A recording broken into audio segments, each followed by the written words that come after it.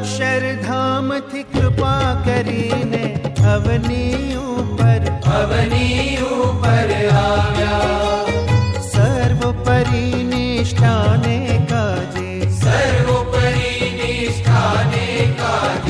अक्षर मुक्तो लाव्या रे।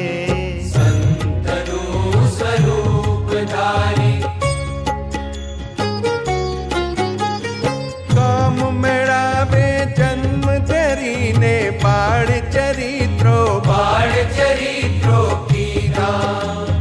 मात पिता ने सुख अर्पीने पंथ वैराग्य न लीधा रे।